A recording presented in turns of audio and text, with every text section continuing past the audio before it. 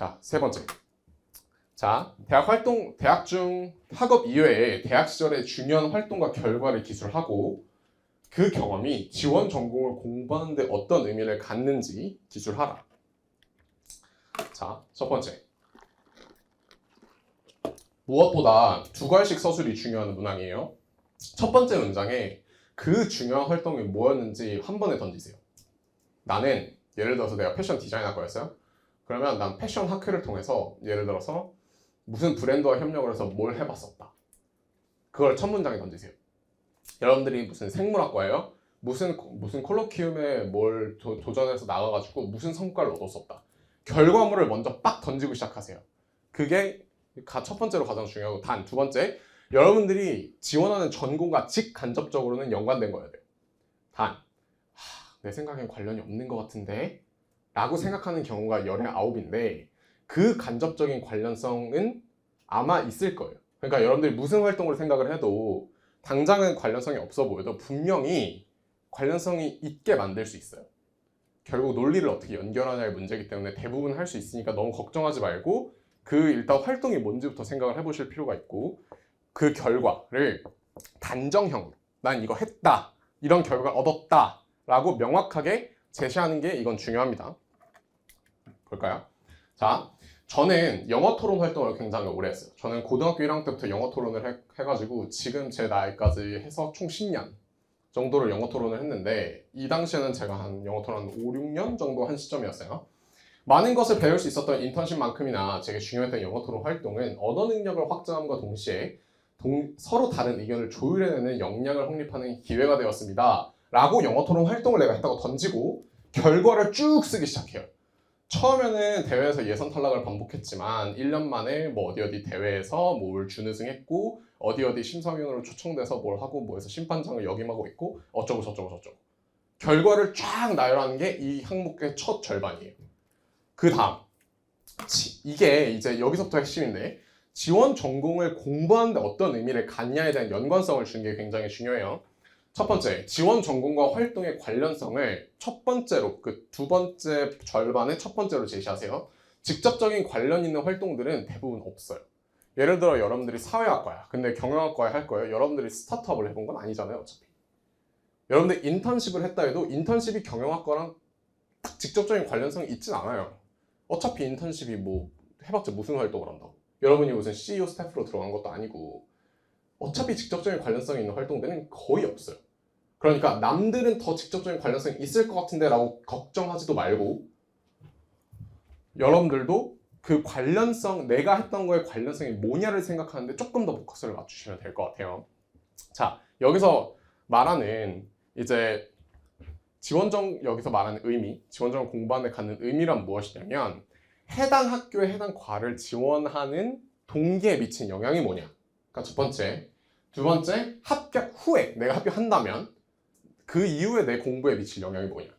그 두 가지 관점에서 이걸 생각을 해보시면 되고, 그 다음에 전공 학습에 대한 의지가 느껴지게 작성하세요. 이게 느껴지게 작성한다는 게 뭔지 말씀드릴게요. 자, 제가 쓴 거는 무엇보다 영어 토론과 인턴십은 경영학에 대한 실제적이고 구체적인 관심을 갖도록 해주었습니다. 카풀 서비스 합법성 논란과 같이 이게 타다가 얼마 전에 소송을 당한 직후예요. 논란과 같이 현재 한국과 국제사회가 마주하고 있는 경영 현실과 변화하는 트렌드에 대한 많은 토론을 주고받으며 학문적인 논의에 대한 관심이 증가했기 때문입니다. 하고 연관성을 계속 주죠. 영어 토론을 통해 뭘 연습해왔고, 여기서 회사에서의 경험을 통해 무슨 열망이 생겼다. 자, 여러분이 이걸 학습하고자 하는 열망이 드러나게 써야 한다는 게 이렇게 직접적으로 주라는 얘기예요. 내가 구체적인 이러이러한 분야의 학습 분야들을 내가 체계적으로 학습하고자 하는 열망이 진짜 생겼다. 그리고 저는 그걸 더 강조해주고 싶어서 마지막에 뭐라고까지 썼냐면, 고려대학교 경영학과에서 단순히 취업을 위한 발판이 아닌 경험을 바탕으로 한 실천적인 관심과 의지로 경영학을 배워나가고 싶습니다. 여러분들 자소서 쓸 때 저는 당신 학과를 지원하는 이유가 취업의 발판은 아니에요 라고 직접적으로 얘기할 것 같아요? 그렇게 얘기 잘 안 해요. 근데 저는 그냥 다 썼어요. 저는 자소서는 솔직함이 가장 중요하다고 생각해요. 왜? 여러분만의 스토리여야 되기 때문에. 그래서 제가 초안을 김국형 교수님께 가져왔을 때 무슨 얘기도 있었냐면 여자친구랑 헤어져서 힘들었던 얘기도 써놨어요. 그 당시. 왜냐하면 어디서 나한테 가장 결정적으로 좋은 소재가 나올지는 모르는 거예요. 인생의 결정적인 계기가 어디서 올 줄 알면은 다 성공하고 있지 않을까요? 마찬가지죠. 저는 모든 걸 다 써놓고 교수님께 가져갔는데 여기서 가장 크게 제가 활용하겠다고 생각했던 거는 솔직하게 걔네들이 가장 걱정한 게 뭐였어요? 네임밸류만 얻으려고 오는 애들이 많을 텐데 가 걔네 걱정이겠죠. 그래서 저는 대놓고 말했어요. 난 니네 취업을 발판으로 생각하지 않아 라고 던져주고 싶었어요. 그래서 이렇게 쓴 겁니다. 핵심은 학문적인 열망이 높다는 게 느껴져야 돼요. 결국엔 교수님들은 학자예요. 그 사람들은 여러분들이 뭐 삼성전자에서 일하든 어디서 일하든 그 사람들은 잘 몰라요. 여러분들이 뭘 할지. 그 사람들은 학자잖아, 학자. 내가 키우는 사람들은 학생이고.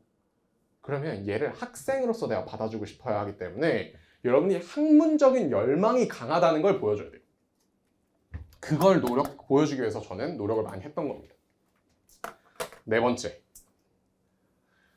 입학 후 학생 목표와 학업 계획인데 이 부분이 제가 작년에 강의로 왔을 때도 굉장히 치트키라고 얘기하면서 자세하게 치트키를 알려줬었는데 자 보세요. 이게 굉장히 모호해요. 뭐냐면 학생 목표는 뭐고 학업 계획은 뭐야. 그리고 문제는 여러분들이 그 학과에 아직 안 가봤는데 내가 어떻게 알아?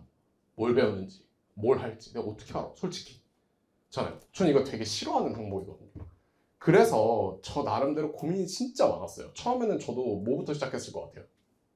여러분들 지금 하는 거 뭐 있어요? 그 학교 사이트 들어가가지고 경영학과 사이트 들어가니까 밑에 분야들이 쫙 나와가지고 매니지먼트 분야, 뭐 오퍼레이션 분야, 차차차차차. 저는 오퍼레이션과 마케팅을 하고 싶습니다. 이렇게 쓰죠. 저도 그렇게 시작했죠. 그렇지만 그렇게 쓰는 애들 치고 붙은 애들은 없어요. 자, 스티키를 알려드릴게요. 일단 첫 번째. 자, 일단 듣고 싶은 수업, 듣고 싶은 교수님 나열하지 마세요. 나열해서 합격한 친구들도 있긴 해요. 그렇지만 이것만 해서 붙은 사람은 없어요. 반드시 자기가 특별하게 애한 게 있고 만약에 내가 진짜 잘하는 교수님이야. 내 은사님이라던가 내 삼촌이라던가 내 할아버지야. 쓰세요. 그 정도는 스토리텔링을 할 수 있지. 결국에는 자기소개서는 스토리텔링이기 때문에 여러분이 스토리텔링을 잘 할 수 있느냐 없느냐가 관건이에요. 그러니까 잘 아는 수업이나 교수님이야? 쓰세요. 나도 우리 아빠가 교수님이었으면 썼어요. 그렇지만 여러분은 그런 사람들 아니잖아요. 그러니까 그러지 말고 자, 두 번째. 이게 치트키예요. 자, 지금부터 여러분들이 자기소개서를 쓸 때까지 치트키를 활용하고 싶다라고 하면 뭘 해야 되냐? 전공과 관련해서 여러분들이 연구하고 싶은 주제를 하나 생각해보세요. 여러분이 연구 논문을 하나 쓴다고 생각하면 예를 들어 내가 경영학이에요. 그러면 저는 뭘 썼냐면 저는 그 당시 전 우버에서 일했잖아요. 우버가 무슨 경제의 대표 주자죠? 그죠, 공유경제죠. 그래서 저는 나 공유경제를 한번 연구해보고 싶은데? 라고 해서 공유경제에 관련한 연구 주제를 하나 썼어요. 난 이거 연구하겠다. 근데 실제로 저는 연구를 하고 싶어서 썼던 거예요. 그리고 방금 직전 학기에 실제로 논문을 썼어요. 실제로.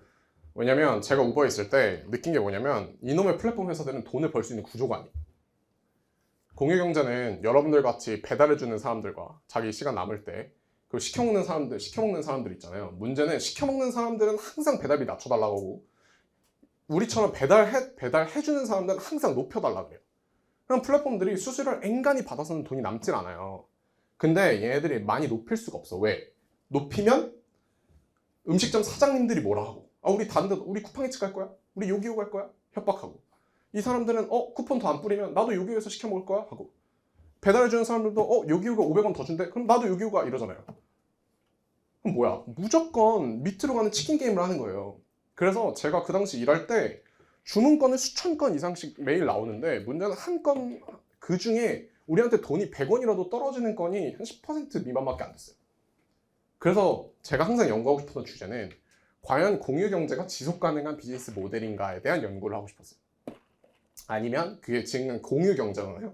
그래서 공유경제가 앞으로 지속 가능하냐 아니면 다시 소유 기반의 경제로 넘어갈 거냐가 제가 항상 연구하고 싶었던 주제였는데 자, 여러분들이 무슨 과를 지원하건 간에 여러분이 관심 있는 주제, 요즘 AI 같은 거 핫하잖아요.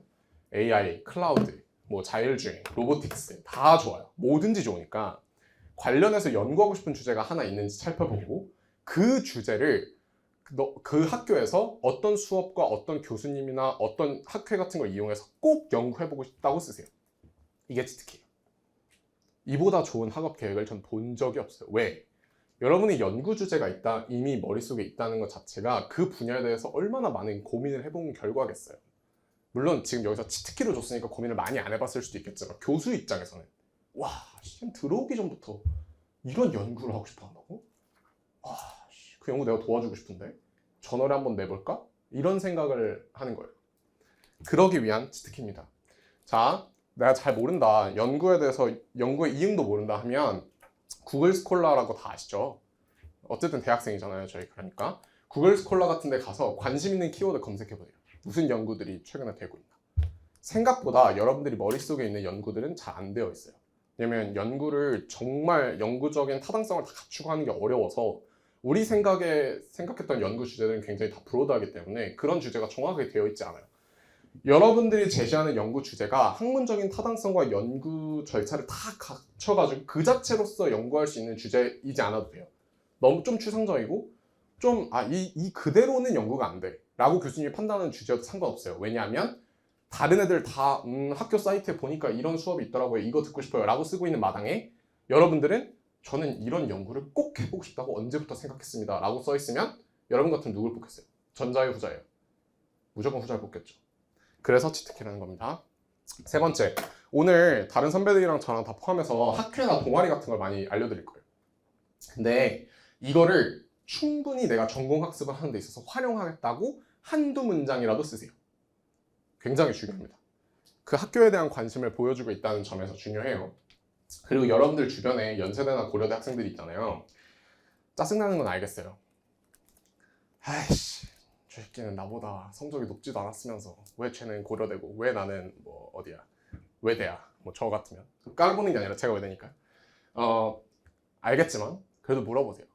왜냐면 여러분들이 어쨌든 그 학교로 옮기는 순간 아무도 여러분들을 타 대학에서 편입했다고 굳이 깔보지 않아요. 저는 그런 차별 사례를 본 적이 없어요. 그런 얘기들은 나중에 또 궁금하시면 해드릴게요. 자, 고려대학교 경영학과에서 저는 최근 트렌드를 이끌고 있는 공유경제를 구체적이고 실체적으로 이해할 수 있는 학문적인 바탕을 갖추고 그에 관련한 연구를 진행하고 싶습니다. 공유경제의 대표 주자로 불리는 우버에서 일하며 저는 공유경제가 장기적인 관점에서 철저하게 이용자와 공유되는 재화의 소유주에게만 이득이 되는 산업이라고 느꼈습니다. 공유경제는 이 두 주체를 충분히 확보하지 못하면 제대로 기능할 수 없기에 현재 음식 배달 산업이나 차량 공유 산업처럼 경쟁이 심화될수록 플랫폼 제공자가 이들을 지키기 위해 지불해야 될 몫이 증가하여 이익이 자연스럽게 줄어들 것이라 예상했고 또 목격했기 때문입니다.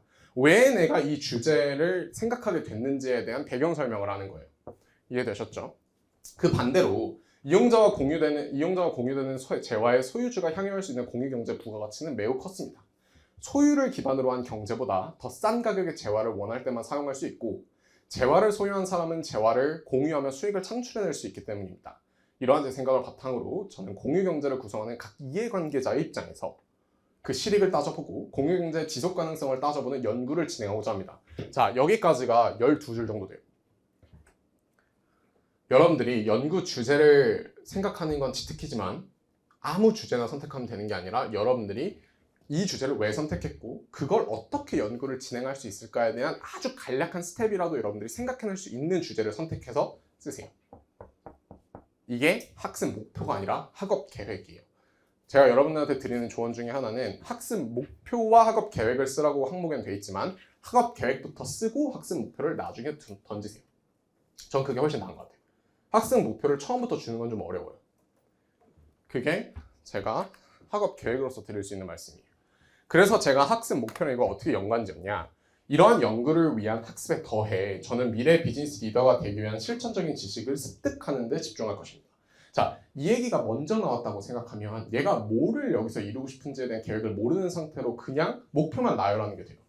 근데 학업 계획을 먼저 주고 나서 이걸 하기 위해서 내가 이걸 하겠다고 하니까 구체성이 차원이 달라 보이죠. 자, 특히 아무런 지식 없이 맡게 되었던 우버에서의 오퍼레이션과 AWS의 고객 매니지먼트에 대한 학문적인 접근과 그에 필요한 역량을 학습하고자 합니다. 그리고 뭐 핀테크 산업을 이해하기 위한 어떤 학습에도 치중할 거다.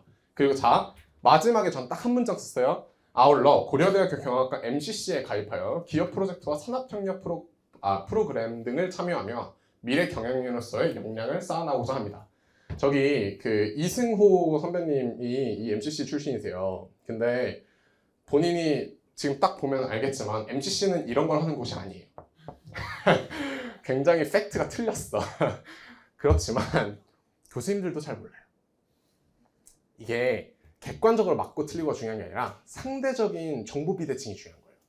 쟤도 모르고 나도 모르면 대칭적인 거야. 그죠? 자, 저희가 이따가 소개 많이 해드릴 테니까 팩트를 듣고 나중에 활용해서 쓰세요. 그렇지만 저는 그렇게 말해주는 사람들이 딱히 없었지만 찾아보니까 이런 게 있길래 썼고, 어쨌든 썼냐 안 썼냐는 좀 차이가 있어요. 그러니까 쓰세요. 아시겠죠? 자, 딱 이제 요거까지 하면 시간이 될 것 같은데 5번 뒤에 Q&A가 있는데 그거는 다른 선배들 하고 같이 받을게요. 나중에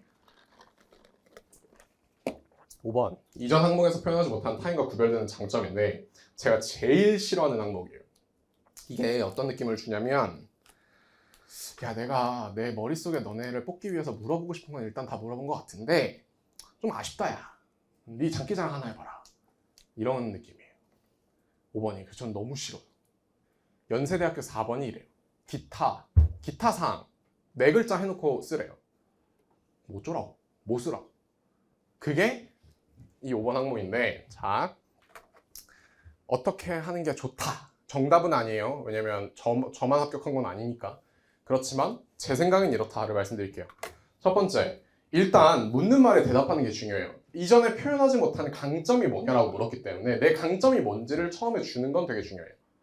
논술도 여러분 핵심이 그 나중에 또 얘기할 기회가 있겠지만 논술 시험장에 가면 여러분들 목표는 잘 쓰겠다가 아니라 묻는 말에 제대로 대답하고 끝까지 쓰고 나오겠다만 하면 돼요. 그 두 가지를 잘했다라는 생각이 들면 보통 붙어요. 자, 그게 논술의 특성이 아니라 모든 글쓰기의 특성이에요. 얘도 마찬가지예요. 첫 문장에 묻는 거, 내 강점이 뭐냐라고 물었으니까 내 강점은 이거다 라고 답변을 주고 시작하는 겁니다. 대단히 특별한 장점일 필요가 당연히 없어요. 그리고 경험을 통해서 몸소 배운 것이면 충분해요. 강점이 강점이라고 느껴지도록 스토리를 구체화해야 되고, 그 강점을 현재와 미래에 내가 어떻게 활용하고 있는가. 자, 이 마지막 내용이 다시 뭘로 돌아가는 거냐면 아까 가치관과 성장과에 대해서 제가 뭐라 그랬죠? 내가 부족함을 느낀 점은 과거의 시점이고, 내가 가치관을 정립한 시점이 과거의 시점이면 내가 보여줘야 되는 나의 모습이 현재의 시점이라고 했죠. 그래서 과거에 정립한 시점부터 지금까지에 내가 어떻게 그걸 반영해서 잘 해왔는지를 보여줘야 한다고 말씀을 드렸었는데, 얘도 마찬가지예요. 태어날 때부터 모든 강점을 가지고 태어난 사람들은 없어요. 그 강점을 정립하게 된 시점이 있을 겁니다. 그 시점까지 그거를 정립하게 된 계기에 대해서 설명을 하고, 그 다음에 그 강점을 바탕으로 현재까지 내가 어떻게 잘해왔는가를 설명해 주는 게 중요하다는 거예요. 꼭 잊지 마세요. 과거에서 현재까지 이어지는 흐름을 놓치면 안 됩니다. 그게 차별화 포인트예요. 자, 한국대학생영어토론연합에서 여러 경험을 거치면서 저는 도전이 주는 기쁨과 공동체를 위한 헌신의 가치를 배웠습니다. 아, 고대하면 키워드가 뭐죠? 아, 민족 아주 좋아요. 민족 좋아요. 또 공동체. 제가 이걸 공동체를 괜히 썼을까요? 일부러 썼죠. 공동체를 위한 헌신. 아, 고대가 너무 사랑하는 단어예요. 연대 사랑해요. 연대도 사랑해요. 연대가 좀 개인주의적이긴 하지만 대외적인 거는 굉장히 민족을 위한다고 생각하기 때문에 연대도 좋아합니다. 자, 가장 직접적인 계기는 바로 2017년 7개국에서 약 150명이 참가한 키다 주최 국제 영어 토론 대회를 개최한 일입니다. 라고 하고, 그걸 구체적으로 어떻게 했는지에 대한 과정을 쫙 써요. 쫙 쓰고 마지막에 그거에 대해서 느끼는 걸 쓰죠. 자, 제 대회를 개최하는 것이 얼마나 어려운 일인지를 전혀 알지 못한 채 수락한 개최자의 직이었지만 제 노력으로 다른 사람들의 큰 도움을 받는다는 사실에 뿌듯함을 느꼈습니다. 그리고 그 과정에서 마주한 새로운 일들을 성공적으로 해낼 때의 성취감은 이루 말할 수가 없었습니다. 라고 한 다음에 뒤에 뭐라고 이을 거냐면 내가 이래서 힘들었어 라고 임팩트를 줄 거예요. 심리적으로 매우 힘들었어요. 어떤 금전적인 보상이 있는 것도 아니었고 여러분들 다 알겠지만 모든 관심은 성과를 내는 사람들로 향합니다. 그걸 열어준 사람들이 아니라. 그럼에도 불구하고 공동체의 대표로서 이거를 개최한다는 자부심을 이걸 몰두할 수 있게 해줬다 라고 한 게 제가 여기까지 설명을 굳이 왜 했겠어요? 아까 제가 두 가지 배웠다고 했죠. 도전이 주는 기쁨, 공동체를 위한 헌신의 가치. 그거를 내가 충분히 표현하기 위해서 여기까지 쓴 거예요. 마지막, 제가 아까 뭐라고 했었냐면 과거 어떤 시점부터 현재까지 그래서 그게 나한테 어떻게 적용되고 있는지가 빠지면 안 된다고 말씀드렸죠. 그게 마지막 문단이에요. 이 경험을 통해 배운 새로운 도전과 공동체를 위한 헌신이 주는 즐거움과 성취감은 지금까지도 더 많은 도전들을 이어나가는 원동력이 되었습니다. 2018년에는 6개국 약 120명이 참여한 코리아 디베이트 오픈을 부개최자로서 성공리에 열었고 현재도 다가오는 2021년 세계대학 영어 토론대회 조직위원으로 일하고 있습니다. 내가 그 강점을 계기로 내가 현재 어떤 노력을 하고 있는지를 보여주고 있는 거예요. 잊지 마세요. 여러분이 보여주는 여러분들의 모습은 현재의 여러분이에요. 그게 정립된, 그걸 경험한 어떤 과거의 시점이 아니라 그걸 보여주라고 하고 있지만 어쨌든 평가받는 여러분은 지금이기 때문에 과거에 대한 서술만 하면 교수님들은 그래서 지금이 너가 어떤데? 라는 문제에 대한 해결이 안 돼요. 그걸 묻지 않아도 미리 해결해주는 글이 여러분들을 합격으로 이끌 겁니다. 이해되셨나요? 자주 하는 질문이 몇 개 있어요. 자기소개서 관련한 건데 뒤에 FAQ가 있거든요. 이거는 제가 1분 만에 할게요. 자기소개서 연고대 동시에 준비해야 될까요? 아니요. 고려대만 하세요. 고려대만 하세요. 두 번째, 자기소개서 언제부터 써야 하나요? 지금부터 하세요. 근데 글을 쓰라는 얘기가 아니에요. 글을 쓰라는 얘기가 아니라 여러분들 있잖아요. 갑자기 글을 쓰려고 하면 소재가 생각이 안 나요. 좋은 아이디어들은 반드시 책상에 앉아가지고 골몰한다고 나오는 게 아니라 그걸 머릿속에 넣어놓고 고민의 지점을 넣어놓고 일상생활을 열심히 하다 보면 어느 순간에 하고 떠오르는 게 좋은 아이디어잖아요. 그죠? 다 느껴봤잖아요. 지금부터 여러분들이 해야 될 거 두 가지 말씀드릴게요. 1번, 내가 대학교를 들어간 그 시점부터 지금까지 아무리 사소해도 상관없으니까, 나 혼자 한 거에도 상관없고 친구랑 같이 한 거에도 상관없고 누가 공인을 해줬든 안 해줬든 상관없으니까 모든 활동들을 빈 그 시트나 어디에다가 쭉 리스트업을 하세요. 그 중에 뭐가 몇 번 항목에 쓰일지 몰라요. 일단 다 리스트업 하세요. 자, 그다음 두 번째, 각각에 대한 활동들을 리스트업을 했으면 그 활동들을 각각 첫 번째, 나는 똑같은 시간이 주어져 있잖아요. 근데 하필이면 그 활동을 한 데는 분명히 이유가 있겠죠. 내가 예를 들어 편입을 도전할 때도 나 이 시간에 PC방에서 게임하고 놀 수 있잖아요. 나 이 시간에 친구들이랑 술 마실 수도 있잖아요. 나 이 시간에 그냥 잘 수도 있잖아요. 그냥 인스타그램 하고 있을 수도 있는데 왜 내가 이 짓을 하고 있는지에 대한 이유를 여러분들이 알고 있을 거란 말이에요. 과거에 여러분들이 했던 모든 액션 하나하나가 반드시 이유가 있어요. 친구들이랑 무슨 프로젝트를 했건 무슨 도전을 했건 뭘 했건 하다못해 놀이공원을 가는데도 이유가 있잖아요. 남자친구랑 좋은 시간 보내려고 이런 거. 뭐든지 상관없으니까 그 이유들이 뭐였는지 그리고 각각의 경험에서 내가 얻은 게 뭐였는지를 같이 리스트업을 하세요. 그 두 가지를 미리 지금부터 해놓으시고 실제로 쓰는 거는 한 9월부터 슬슬 쓰기 시작하셔도 상관없어요. 세 번째, 활동 내용이나 동기가 특별하지 않으면 어떡하죠? 제가 아까 말씀드렸지만 소재는 본질적으로 특별하지 않아요. 최선을 다했다. 뭐가 특별해요? 문제는 내 인생에서 그게 어떻게 적용됐는지만 중요해요. 왜? 내 인생은 누구만 살아봤으니까. 나만 살아봤으니까. 이해됐죠? 마지막, 자기소개서 작성 시 명심해야 될 거 딱 3개 있어요. 자, 첫 번째, 겸손하지만 자신감 있는 글쓰기. 절대 오만방자해 보이면 안 돼요. 오만방자하다는 느낌이 드는 순간 아웃이에요. 다시 말하지만 그렇게 느껴지면 그렇게 잘난 네가 편입을 왜 해? 라는 생각이 들기 때문에 아웃. 두 번째, 묻는 질문에 명확하게 답변하세요. 여러분의 글은 무조건 묻는 질문부터 대답하는 겁니다. 가장 이해가 안 되는 글들이 앞에서 막 다른 얘기 미사일고 다 넣어놓고 나중에 미괄식으로 하는 거예요. 그렇게 해야만 되는 글들이 있긴 하지만 이 글은 교수님들이 1분 읽고 버리기 때문에 1분 안에 여러분들이 묻고 교수님들이 궁금한 걸 바로바로 던져줄 수 있어야 합니다. 세 번째, 가독성 있게 쓰세요. 가독성 있게 쓰라는 게 저 두 가지씩이랑 비슷한 얘기인데 읽기 편하게 써야 돼요. 글을 느려뜨리지 말고 글을 최대한 간단하게 딱딱딱 끊어서 이런 식으로 쓰라는 말이에요.